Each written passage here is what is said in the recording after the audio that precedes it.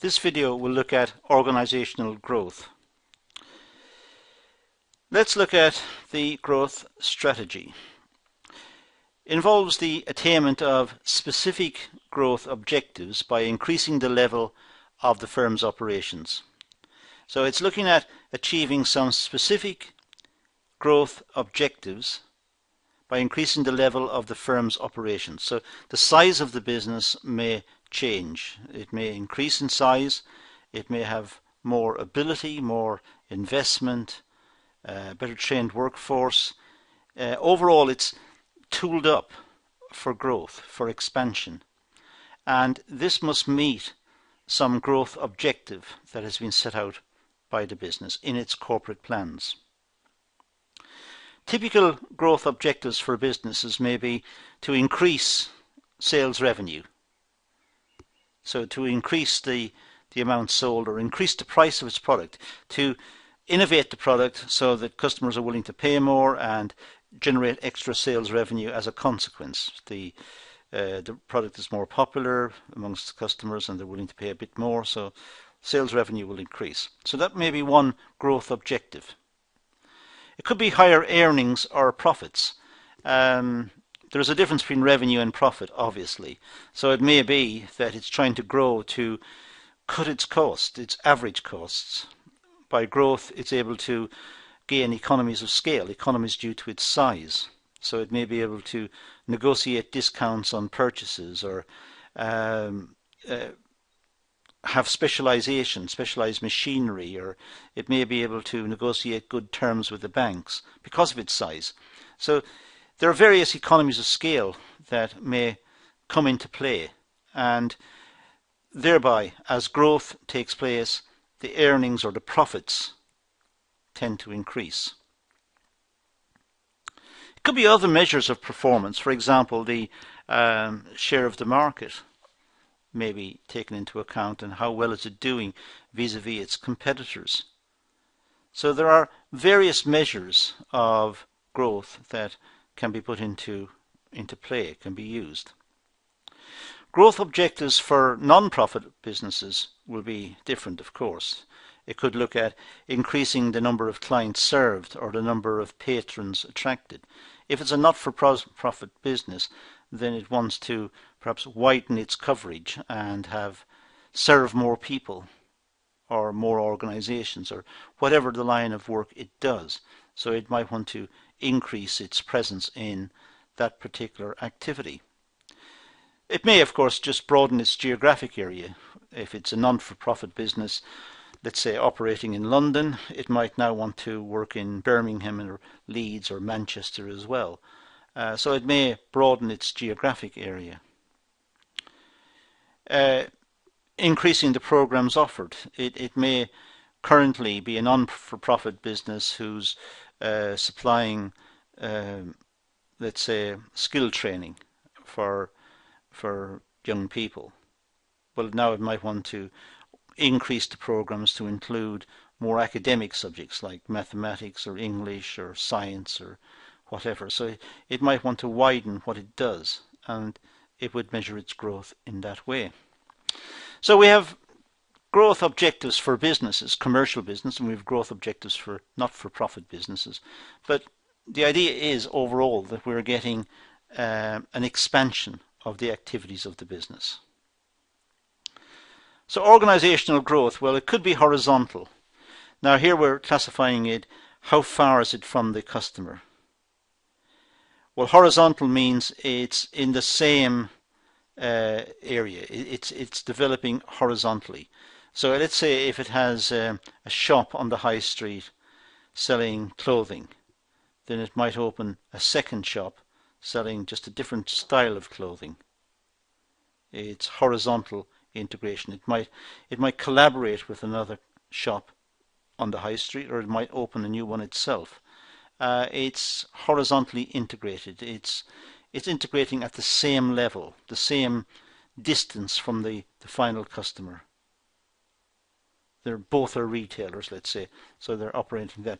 It could be both are producing metal components for the car industry, and the two companies start to collaborate. So you could have economic growth through collaboration, and because both of them are producing components for the car industry, it's horizontal integration. It could be vertical. Vertical is moving closer to the customer or away from the customer. Vertical is closer or further from the customer. If it's towards the customer, it's called forward vertical integration. It's moving forward. It's closer to the customer. So previously the business was making some consumer product, and now it's opened outlets to sell it directly to the public. That's vertical forward integration. Or it could be backwards. Vertically backwards means it's going away from the customer. It's going back in the supply chain. So it's making a product, let's say, for customers, but now it's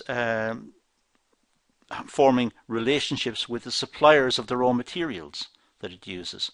So it's vertical backward integration. It could be international. It could want to expand by opening outlets overseas in different markets, or forming relationships or alliances or collaboration with companies overseas and trying to achieve growth in that way. It could be diversification. It tries to make a new product which is related to the existing one because it's got the technology, it's got the know-how, it's got the core competencies within the business to make a particular product. So now it tries to make a related product. So it's diversifying with a related product. Or it could, of course, it could be unrelated, in which case it's quite a radical departure from what it's doing right now. And there would have to be retraining and perhaps new capital brought in and new equipment. A new part of the business would have to be opened in effect. It's unrelated diversification. And concentration. It may just simply try to expand its own activities so it becomes more concentrated, in the sense it's got a bigger presence in the market. It's the market is to some extent more concentrated because this company has grown more, and more of the market is concentrated into the activities of this business and concentrated around the activities of this business. So let's talk about concentration strategy. It's a growth strategy where the firm concentrates on its primary line of business. So it's trying to get growth by concentrating on its primary activities. The primary activities being, let's say, making a particular component, making a particular product. That's its primary business. So it tries to concentrate on that, and it tries to get growth based on that particular line of activity. And it looks for ways to meet its growth objectives through increasing its level of cooperation and operation in the primary business.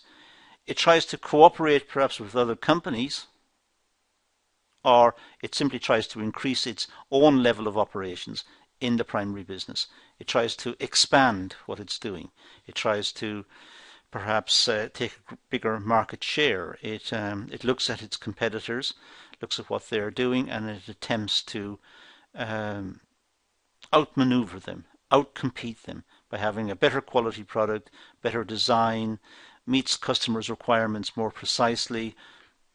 And if it wins, if it manages to take a bigger market share, then the industry, in a sense, is more concentrated. Power is more concentrated.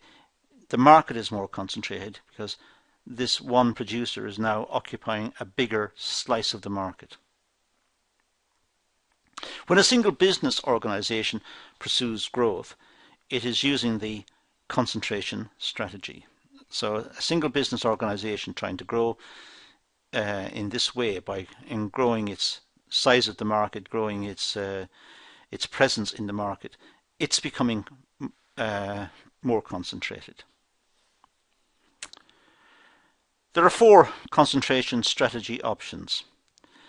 First of all, we'll deal with products and customers, and you can see what I'm going to develop here in a second.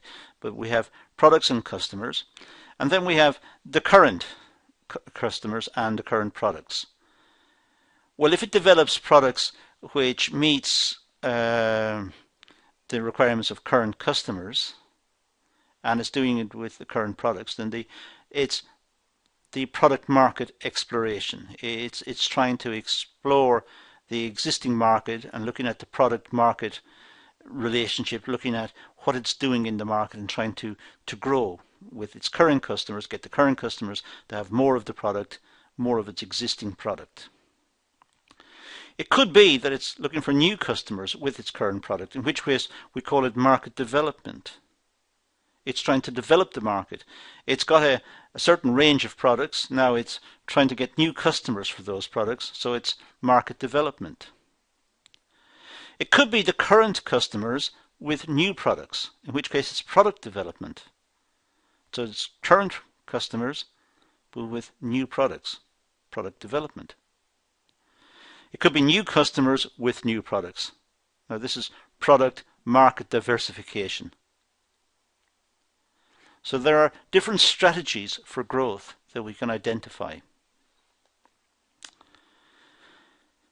Product market exploration option. Now let's look at each of these in turn. Let's go back for a second. Let's just look at product market exploration and market development, product development and so on. Let's look at these in slightly more detail. So product market exploration. This describes attempts by the firm to increase sales of its current products in its current markets by depending on its functional and competitive strategies. So it's trying to increase sales of its current products in its current markets. So what it's trying to do is look at its competitive strategies. How is it doing against its competitors currently? Looking at its current customers and its current products. How is it doing against its competitors? What are its functional advantages? Has it got efficiencies? Can it develop efficiencies? Can it reduce the price? Can it market the product more effectively? So it's dealing with its current customers and in its current market. Product development option. Well, the firm creates new products for use by its current market. So it's the development of new products in the current. It knows perhaps what the current market is. Feedback from the marketing department tells it what the current customers are looking for, what their aspirations are, what their requirements are, what they would like to see. And it may be able to set and train a whole research and development set of activities which will ultimately bring about a product which will be new but for the current market, based on the feedback it gets from the current market. Now that of course could be used in other markets, but it just so happens that the feedback is for the current market, so it's primarily aimed at the current market because it knows that the current customers will be interested in this.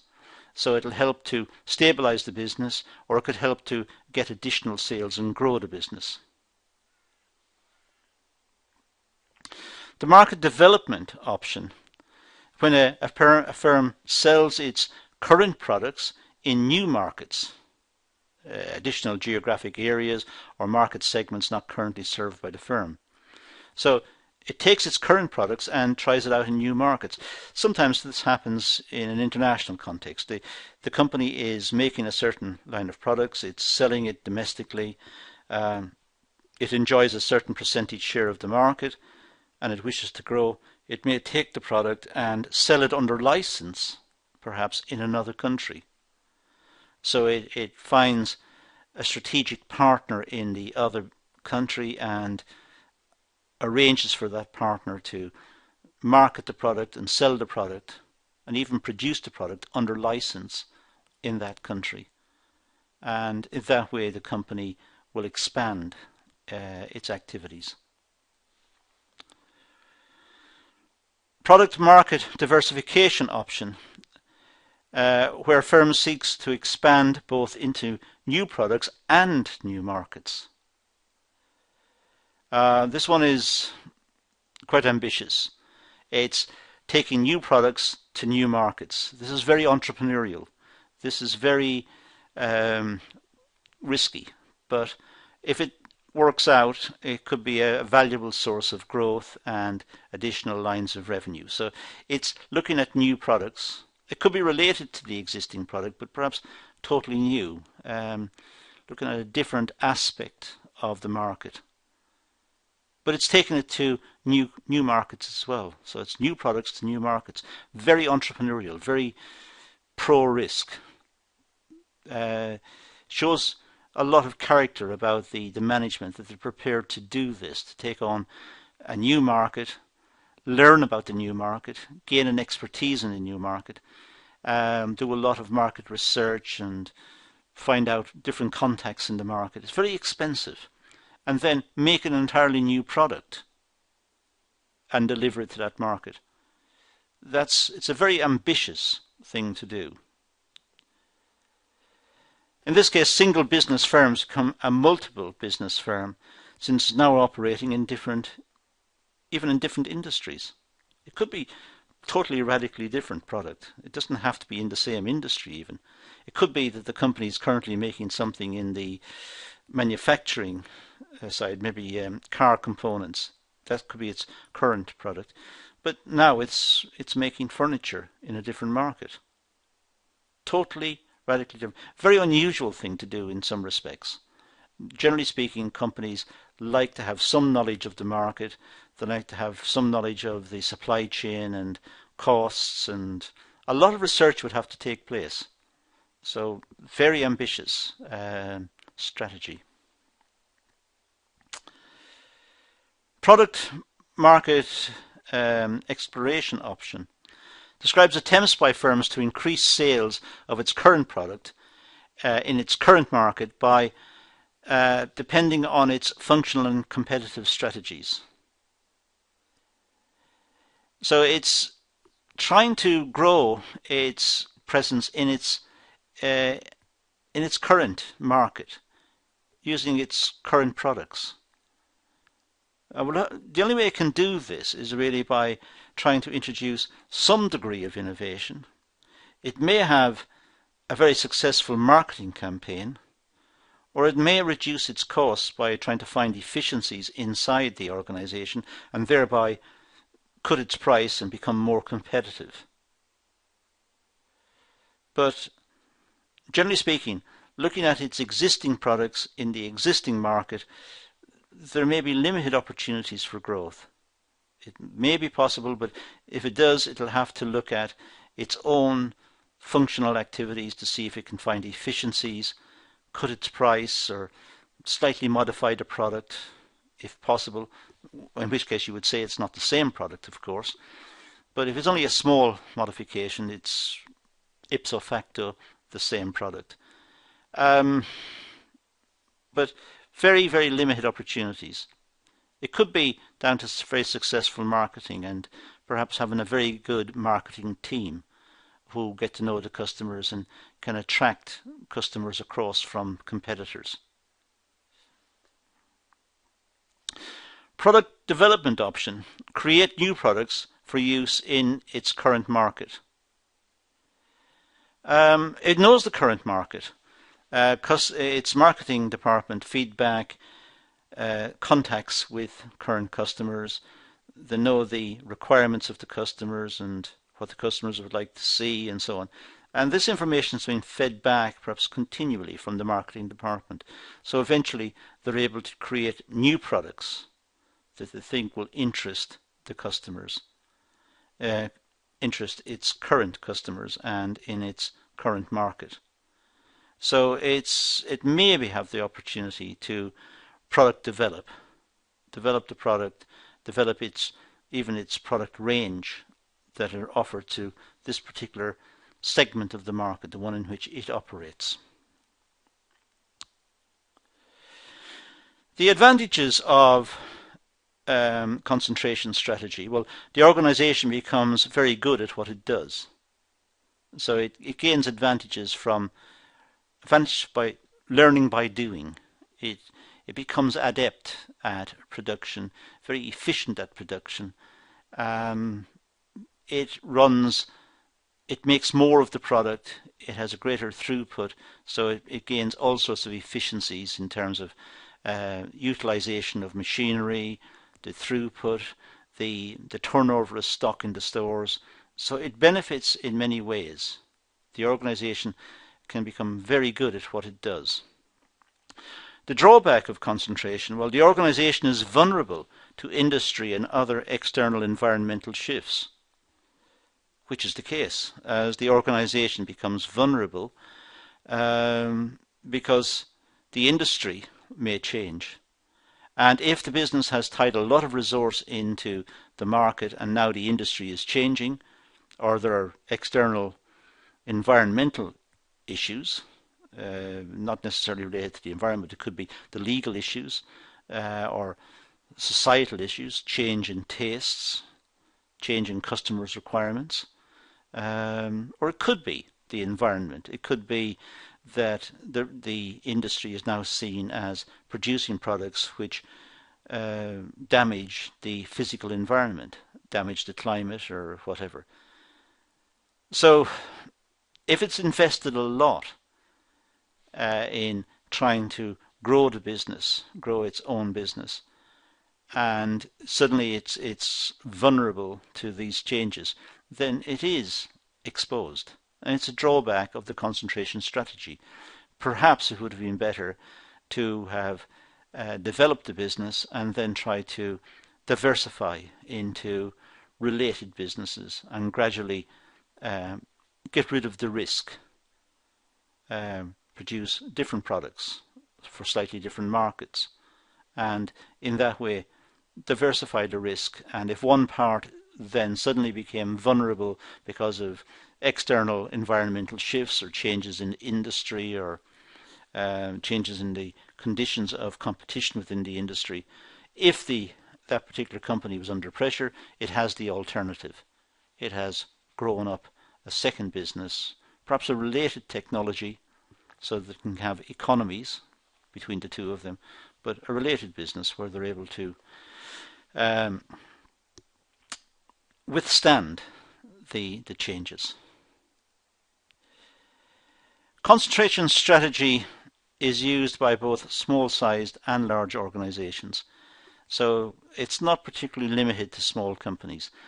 Sometimes in these classes I tend to suggest we're talking about small companies or small medium-sized companies, the SME sector, small to medium-sized enterprises. But it could apply to large companies. They want to increase their concentration, they want to increase their presence in the market, their visibility in the market. But again, the same drawbacks apply and the same advantages apply as well. So this talk has been about growth, the possibilities of growth and some ways in which businesses can grow, and also looking at concentration and looking at the drive to increase the size and the presence of a company within a market, and looking at some of the issues involved in doing that. And that's all I'm going to deal with in this class. So I'm going to leave it at that and say thank you for watching.